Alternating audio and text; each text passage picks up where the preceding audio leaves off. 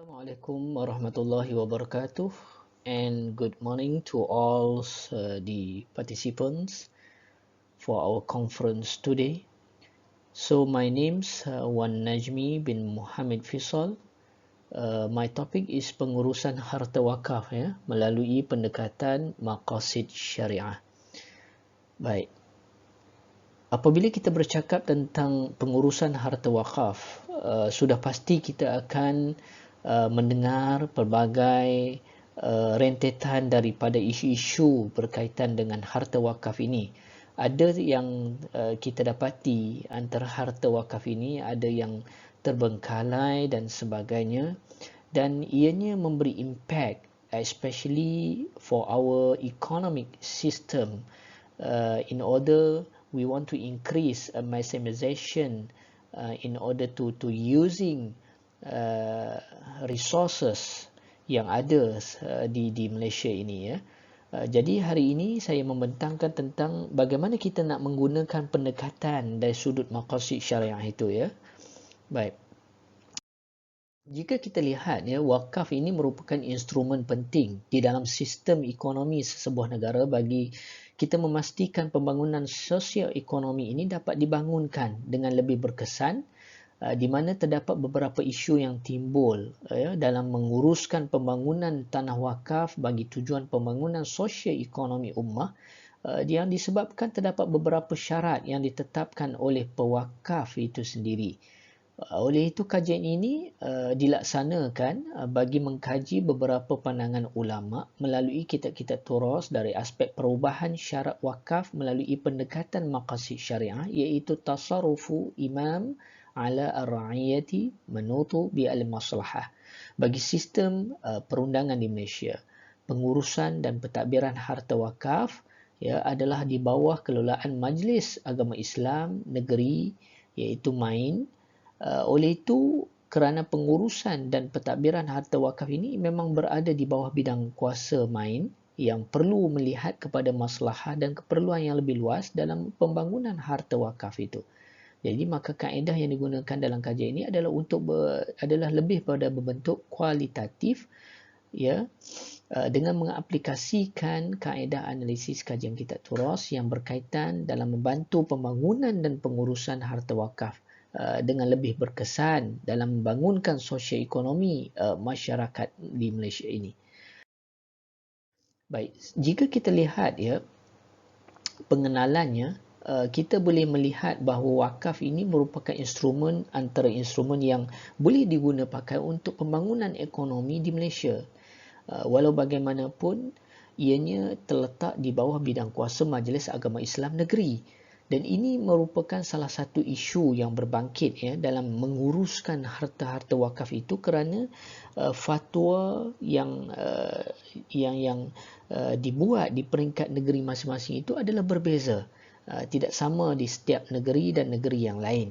Sebab itu pembangunan harta wakaf ini dia berbeza dari sudut pendekatan dan pelaksanaan yang diguna pakai oleh kerajaan negeri masing-masing.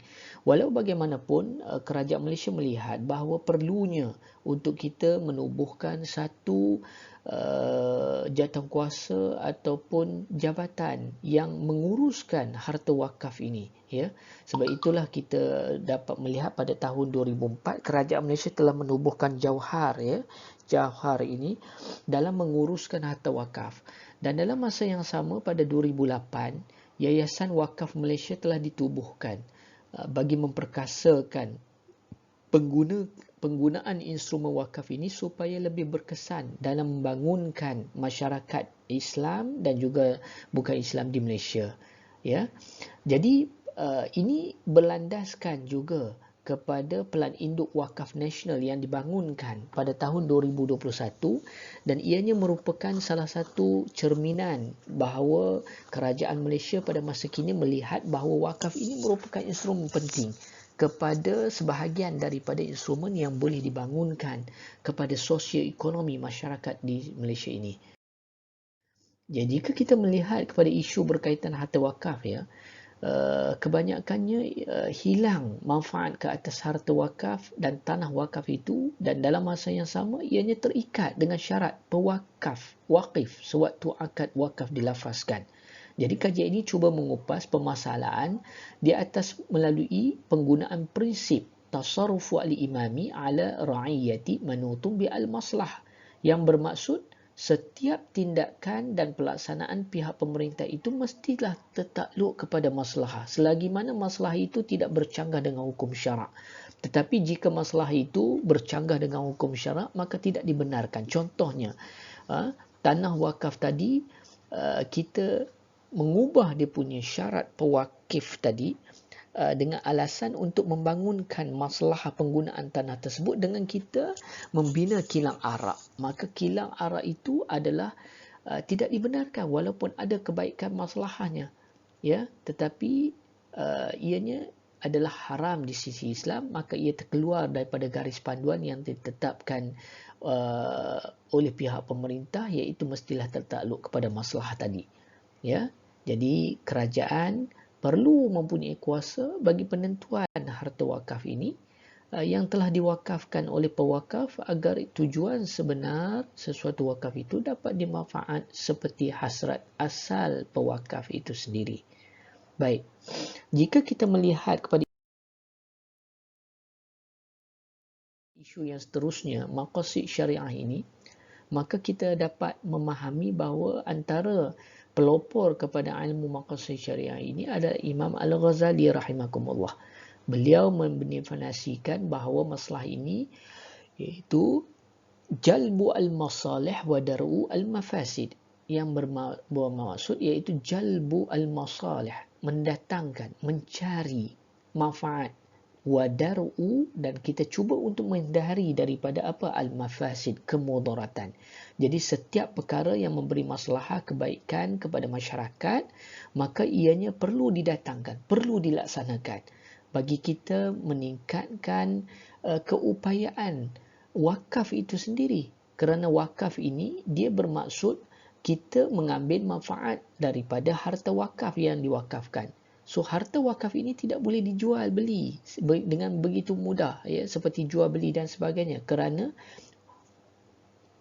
wakaf itu sendiri dia punya aset ataupun underlying aset yang digunakan pakai itu perlulah dikekalkan. Kerana apa? Kerana wakaf ini kita mengambil manfaat daripada harta yang diwakafkan tersebut.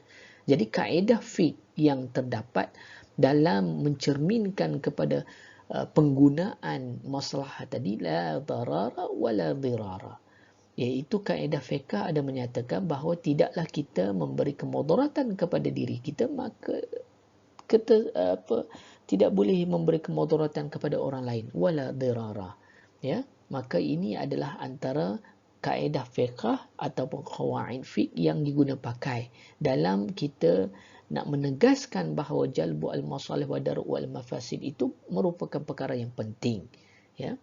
Selain daripada itu, Imam Ibnu Taimiyah, ya, berpendapat bahawa apabila kita boleh menjual atau menukar barang wakaf apabila ia tidak mendatangkan manfaat sesuai dengan tujuan yang diwakafkan. Okey, ini apabila didapati terdapat perkara yang lebih manfaat dan maslahah daripada barang wakaf sebelumnya. Jadi boleh kita jual. Contohnya iaitu dalam kes istibdal, ya. Kita merubah daripada wakaf itu kepada wakaf yang lain dengan menjual, dan kita mencari aset yang sama nilainya dan lebih bermanfaat. Inilah yang dimaksudkan dalam perkara yang dinyatakan oleh Ibnu Taimiyah. Dalam penjelasan pendapat Ibnu Taimiyah tadi, menyatakan bahawa bagi mengganti, ini dalam kitabnya, ya, bagi mengganti sesuatu yang dinazarkan dan sesuatu yang diwakafkan dengan yang lebih sebagaimana penggantian terhadap hadiah, ianya merangkumi dua syarat, ya. Pertama, penggantian kepada keperluan yang mendesak, seperti kuda yang diwakafkan untuk perang, apabila tidak dapat dimanfaatkan untuk kegunaan perang, maka boleh dijual. Harga jualan itu digunakan untuk membeli apa-apa yang dapat menggantikannya. Maksudnya, kita tidak boleh menjual, kemudian kita menggunakan duit tersebut untuk makan dan minum, ya. Tetapi kita perlu mencari ganti kepada kuda tadi, manfaat tadi, untuk digantikan dengan yang lebih baik, dan seterusnya lah, ya. Baik. Jadi secara keseluruhannya, kesimpulannya, kaedah mengubah penggunaan harta wakaf kepada tujuan yang lebih bermasalah itu lebih menepati maksud maqasid syariah berdasarkan kepada pendapat jumhur ulama. Ianya menepati dengan objektif syariah ke arah mencari kebaikan dan mencegah dari segala barang kemudaratan. Jalbu al-manfa'ah wa daf'u al-madarrah. Bagi memastikan keadilan dan kebajikan rakyat diperolehi secara keseluruhan dalam menguruskan harta wakaf supaya ianya lebih berkesan dan digunakan manfaatnya secara keseluruhan. Ini merangkumi pemeliharaan agama, nyawa, akal, pemeliharaan keturunan dan pemeliharaan harta yang berada di dalam ruang lingkup kategori utama di dalam maqasid syariah, iaitu keperluan daruriyah, hajiah dan tasniyah. Oleh itu, pihak kerajaan perlu mengambil manfaat menilai semula harta yang diwakafkan. Walau bagaimana ia mesti terlebih dahulu mendapat pandangan daripada Jabatan Mufti di setiap negeri sebagai panduan asas supaya tidak tersasar daripada kaedah dan hukum syarak yang sahih. Ya, sekian daripada saya. Terima kasih.